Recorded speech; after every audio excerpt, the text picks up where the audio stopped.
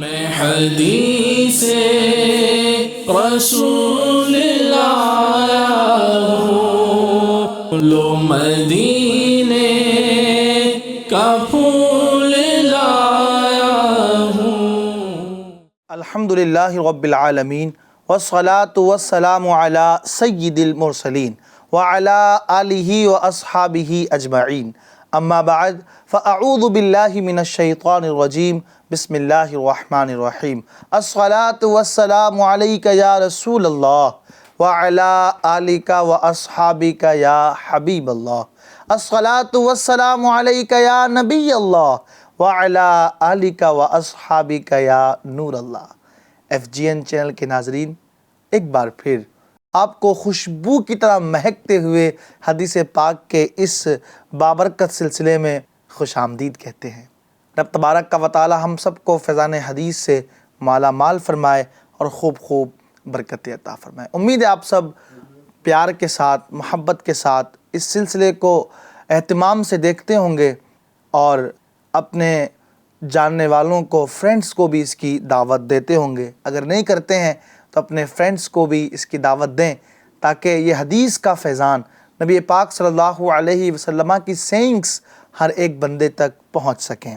آج کے اس ایپیسوڈ میں ہم نے کوشش کی ہے کہ آپ کو نبی پاک صلی اللہ علیہ وسلم کی حدیث سے جنتی عورت کے بارے میں کچھ سنائیں۔ یعنی آج کا ٹاپک ہے جنتی عورت۔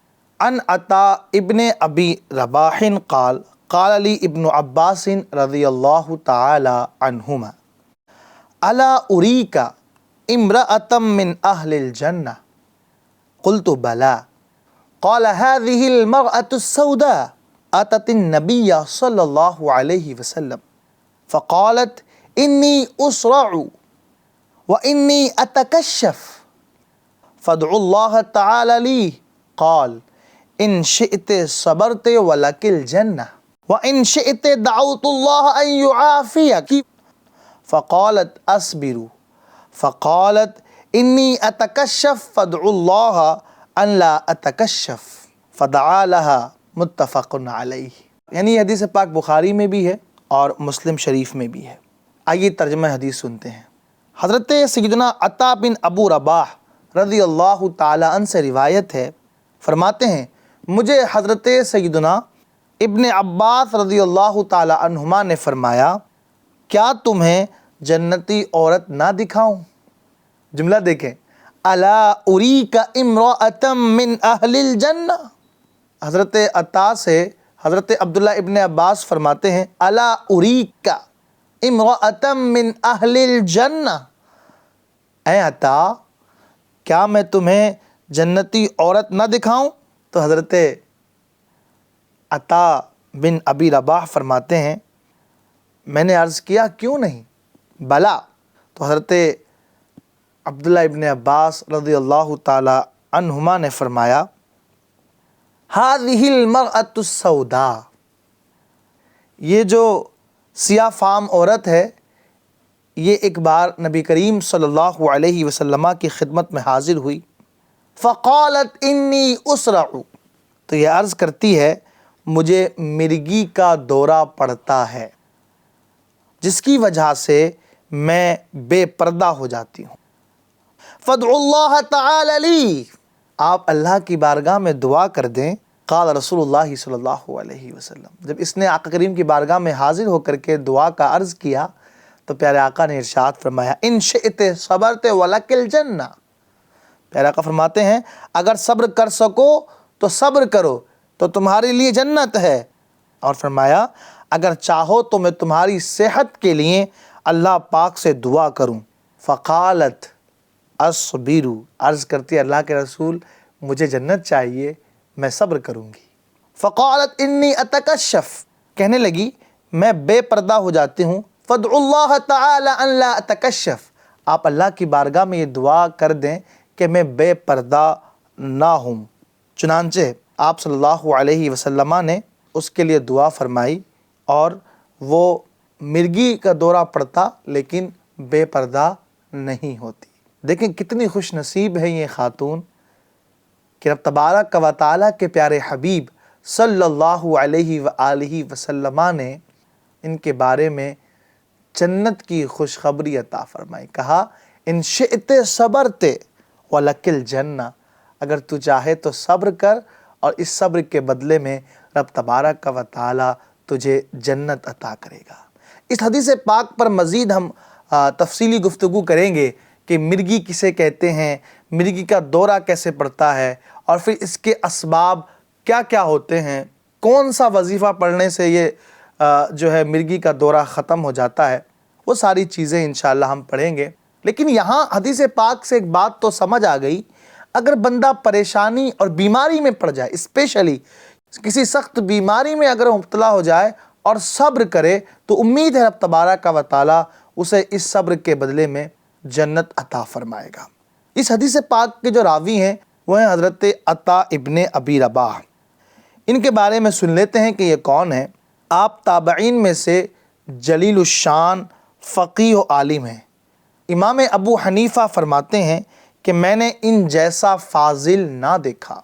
سیاہ رنگ تھے، پہلے ایک آنکھ بیکار تھی، بعد میں نابینا ہو گئے تھے، پاؤں سے بھی معذور تھے. آپ کے فوت ہونے کے دن امام اوزاعی نے فرمایا کہ آج زمین بہترین مومن سے خالی ہو گئی.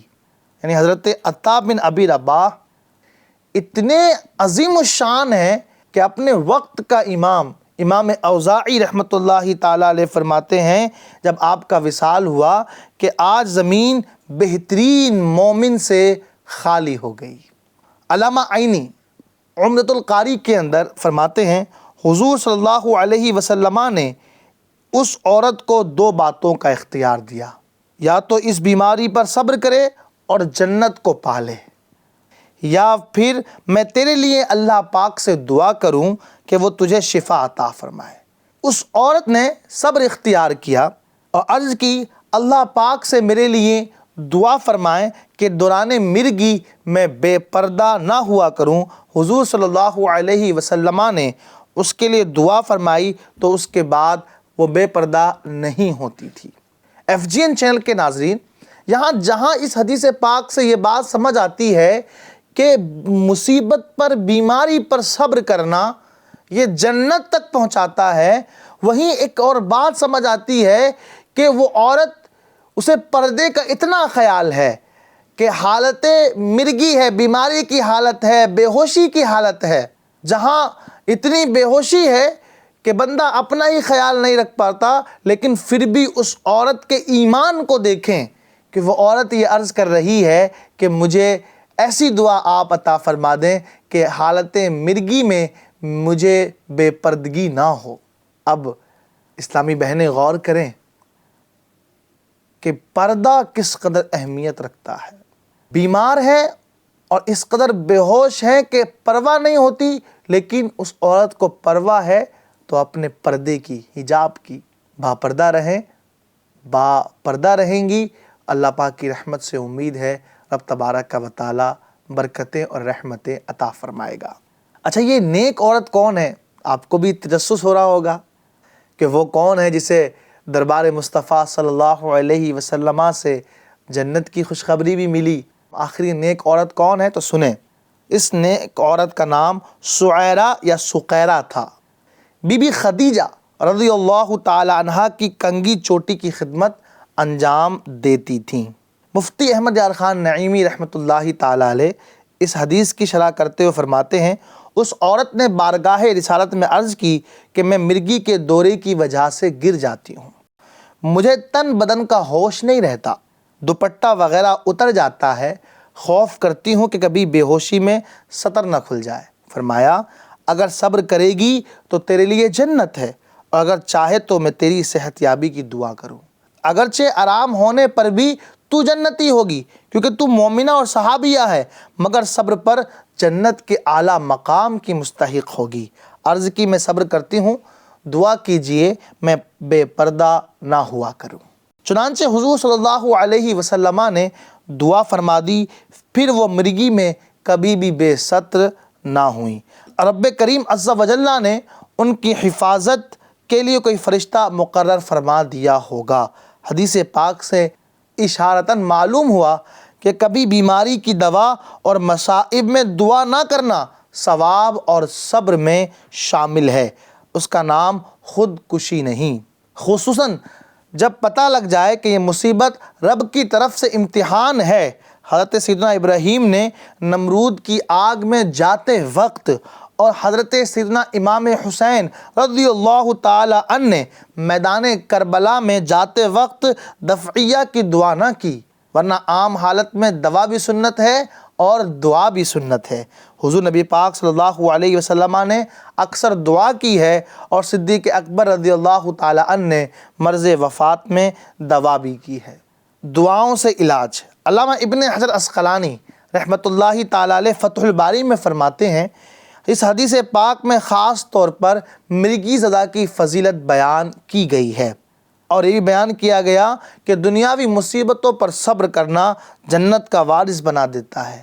یہ بھی بیان ہوا کہ رخصت کی نسبت سختی کو اختیار کرنے میں زیادہ فضیلت ہے، بشرطے کہ وہ جانتا ہو کہ مصیبت کی سختی لمبی ہونے کی صورت میں صبر کر سکے گا اور اس کے التزام سے کمزور نہ ہوگا۔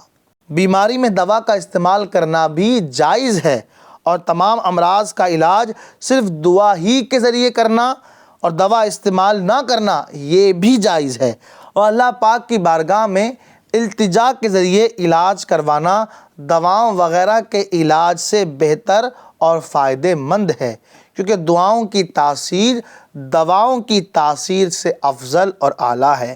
مرگی ایپیلیپسی یہ کیا ہے؟ مرگی کو عربی میں سرعن کہتے ہیں، اس کا معنی ہے بے ہوش ہو کر کے گر پڑنا۔ یہ مرض کبھی اخلاط کے فساد کے سبب ہوتا ہے اور کبھی جن یا خبیث ہمزاد کے اثر سے ہوتا ہے، جیسے کہ قرآن پاک میں فرمایا گیا یتخبطہ الشیطان من المس، ترجمہ کنز الایمان، جسے آسیب نے چھو کر مخبوط بنا دیا ہو۔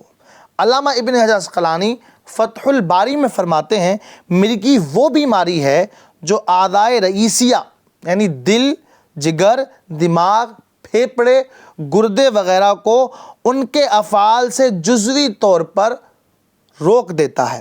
اس بیماری کے واقع ہوتے ہی مریض کے جو اعضاء ہیں، پارٹس آف دا باڈی ہیں، یہ مڑنے لگتے ہیں، وہ کھڑا نہیں رہ سکتا، گر پڑتا ہے اور منہ سے جھاگ نکلنے لگتے ہیں۔ سرکار اعلیٰ حضرت امام اہل سنت مجدد دین و ملت امام احمد رضا خان علیہ رحمۃ الرحمن سے جب مرگی کے بارے میں سوال ہوا تو آپ نے فرمایا یہ بہت خبیث بلا ہے اور اسی کو الصبیان کہتے ہیں۔ اگر بچوں کو ہو ورنہ سرا یعنی مرگی، یعنی بچوں کو ہو تو اس کو الصبیان کہتے ہیں، ورنہ اس کو مرگی کہا جاتا ہے۔ تجربے سے ثابت ہوا ہے کہ اگر 25 برس کے اندر اندر ہوگی تو امید ہے کہ جاتی رہے، اور اگر 25 برس یعنی 25 سال کے بعد یا 25 سال والے کو ہوئی تو اب نہ جائے گی، یعنی اگر یہ بیماری 25 سال کی عمر سے پہلے ہے تو امید ہے کہ چلی جائے گی، 25 سال کی عمر میں یا اس کے بعد کی عمر میں ہوئی تو یہ جائے گی نہیں۔ ہاں، کسی ولی کی کرامت یا تعویذ سے جاتی رہے تو یہ امر آخر یعنی دوسری بات ہے۔ یہ فی الحقیقت ایک شیطان ہے جو انسان کو ستاتا ہے۔ مرگی حقیقت میں ایک شیطان ہے جو انسان کو ستاتا ہے۔ مرگی کے اسباب کیا ہوتے ہیں؟ اس بیماری کے 2 سبب ہیں۔ نمبر 1، آلودہ ہوا کا دماغ کے راستوں میں رک جانا یا پرانے بخار کا پارٹس آف دا باڈی سے دماغ کی طرف پہنچنا۔ نمبر 2، خبیث جنات کی شرارت۔ یہ جنات کبھی تو انسان کی خوبصورتی کی وجہ سے اور کبھی فقط اذیت پہنچانے کے لیے انسان پر مسلط ہو جاتے ہیں۔ 2 سبب ہیں، 2 کاز ہیں جن کے ذریعے یہ بیماری آتی ہے۔ اس کا علاج کیسے ہوتا ہے؟ تو اس کے بارے میں جیسے میں نے آپ کو عرض کیا کہ مرگی 2 طرح کی ہوتی ہے۔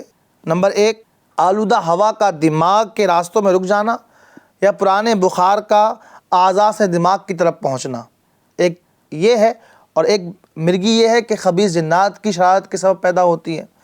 تو جو مرگی کی پہلی قسم ہے، اس کے بارے میں ڈاکٹرز کا، اطباء کا موقف یہ ہے کہ اس کا علاج دواؤں کے ذریعے ممکن ہے، لیکن کسی ماہر تجربہ کار طبیب ڈاکٹر کی طرف رجوع کیا جائے۔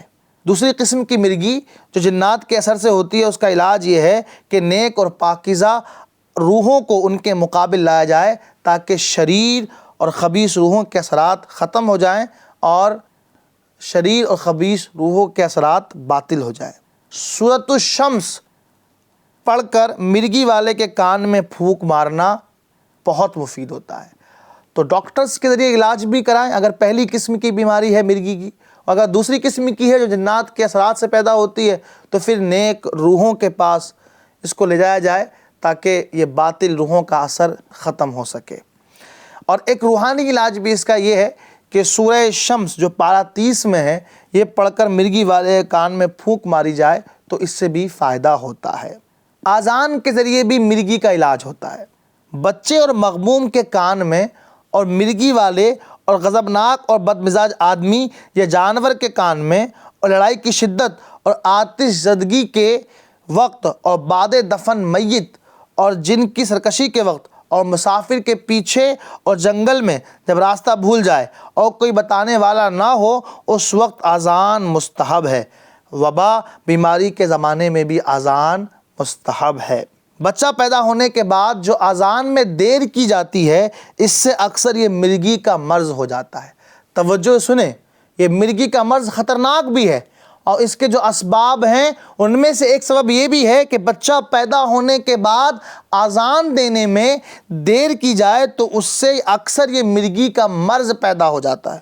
اور اگر بچہ پیدا ہونے کے بعد پہلا کام یہ کیا جائے کہ نہلا کر اذان و اقامت بچے کے کان میں کہہ دی جائے تو انشاءاللہ عز و جل عمر بھر مرگی سے یہ بچہ محفوظ رہے گا۔ تو سنیں، غور کریں، FGN چینل کے ناظرین، مرگی کے بارے میں بھی آپ کو معلومات دی جا رہی ہے اور اس کے علاج کے حوالے سے اس کی احتیاطوں کے بارے میں بھی آپ کو بتایا جا رہا ہے۔ اس لیے گھر میں جب بھی بچے کی ولادت ہو تو فوراً نہلا کر کے پہلے اذان و اقامت کہہ دی جائے تاکہ بچہ مرگی کی اس خطرناک اور سخت بیماری سے محفوظ رہے۔ نبی کریم صلی اللہ علیہ وآلہ وسلم تو طبیبوں کے طبیب ہیں۔ نبی رحمت صلی اللہ علیہ وسلم مختار ہیں۔ نبی پاک صلی اللہ علیہ وآلہ وسلم کو اللہ پاک نے معجزات عطا فرمائے ہیں۔ آپ کی دعا کے ذریعے لوگ شفا پا جاتے۔ حضرت سیدنا یعلا بن مرہ ثقفی رضی اللہ تعالیٰ عنہ فرماتے ہیں کہ ایک سفر میں مجھے نبی رحمت شفیع امت صلی اللہ علیہ وسلم کی ہمراہی یعنی آپ کے ساتھ رہنے کا شرف ملا۔ ہم ایک گھاٹ پر گزرے تو ایک عورت اپنا بچہ لے کر کے آئی جسے مرگی کا مرض تھا۔ طبیبوں کے طبیب اللہ عز و جل کے حبیب صلی اللہ علیہ وآلہ وسلم نے اس کی ناک کا بانسا پکڑ کر ارشاد فرمایا، نکل، میں اللہ کا رسول محمد صلی اللہ علیہ وسلم ہوں۔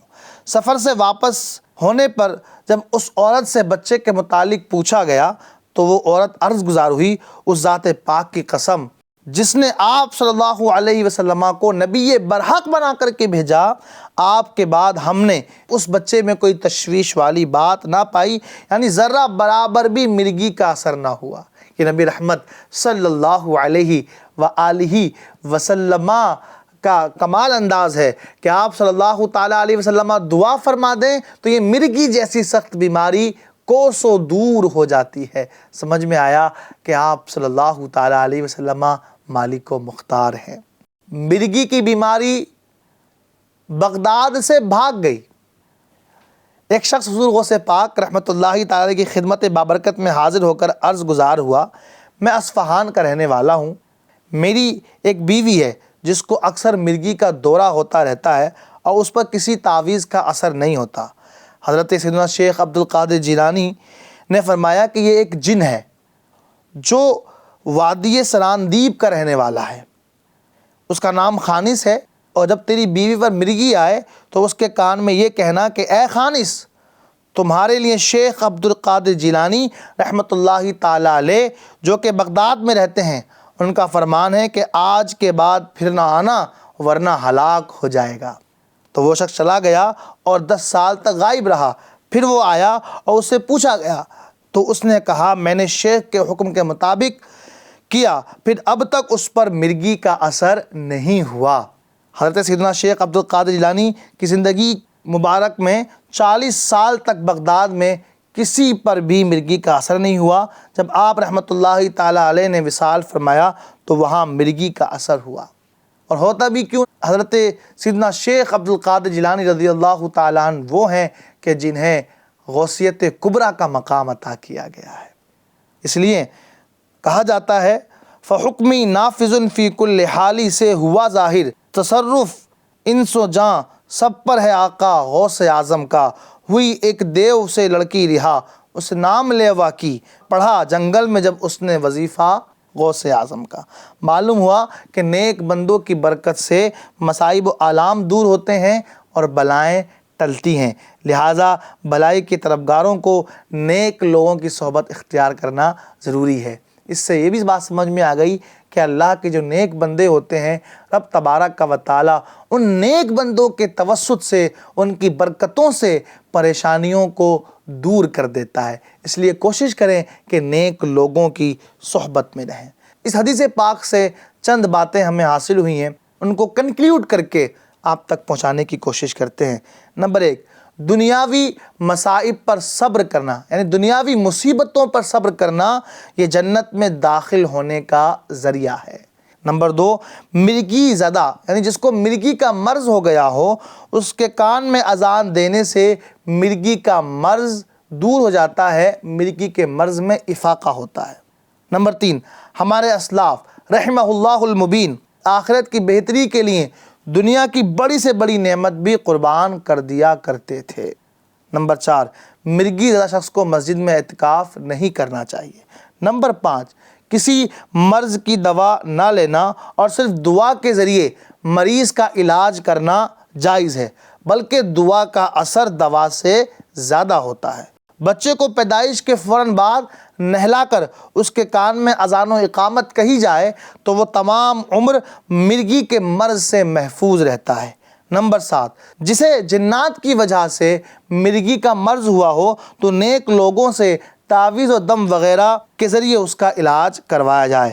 اللہ عز و جل حضور پاک صلی اللہ علیہ وسلم کے طفیل ہمیں دین و دنیا کی بھلائیاں عطا فرمائے، اپنے نیک بندوں کے صدقے ہمیں مصائب و آلام سے محفوظ رکھے۔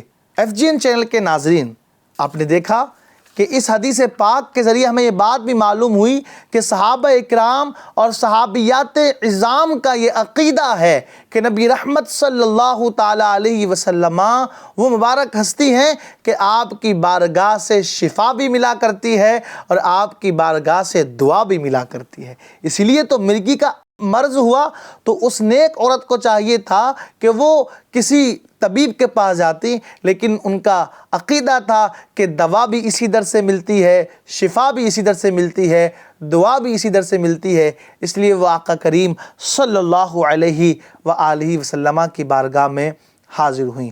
یوں ہی اس سے یہ بھی سمجھ میں آیا کہ جب مرگی کا دورہ ہوتا ہے اور انسان اس کیفیت میں پہنچ جاتا ہے کہ بے ہوش ہو جاتا ہے، بلکہ حضرت مفتی احمد خان نعیمی رحمۃ اللہ تعالیٰ علیہ نے تو یہاں تک فرمایا کہ تن بدن کا ہوش نہیں رہتا، دوپٹہ وغیرہ اتر جاتا ہے۔ اس نیک عورت کا جو یہ عرض کرنا تھا اتکشف کہ میرا پردہ کھل جاتا ہے، اس کا مطلب یہ تھا کہ مکمل طور سے بے پردگی نہیں ہوتی، بلکہ پردہ وغیرہ دوپٹہ وغیرہ آپ کا اتر جاتا ہے، اور خوف کرتی ہوئے کبھی کبھی بے ہوشی میں سطر نہ کھل جائے۔ یہ حضرت مفتی احمد خان نعیمی رحمۃ اللہ تعالی علیہ فرماتے ہیں کہ دوپٹہ وغیرہ اتر جاتا اور خوف تھا کہ بے ہوشی میں سطر نہ کھل جائے، لیکن بے ستری مکمل طور پر نہیں ہوتی تھی، پردہ وغیرہ کھل جاتا تھا۔ اس پردہ وغیرہ کھل جانے کا بھی اتنا خیال تھا کہ آقا کریم کی بارگاہ میں عرض کرتی ہیں کہ آپ دعا فرما دیں کہ میری بے ستری نہ ہوا کرے۔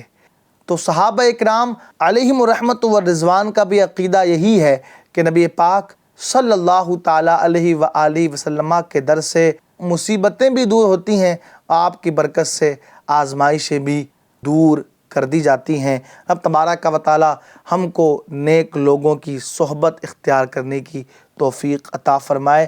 FGN چینل دیکھتے رہیے، خوشیاں بانٹتے رہیے۔ صلو علی الحبیب صلی اللہ تعالیٰ علی محمد صلی اللہ علیہ وسلم۔ میں حدیث رسول اللہ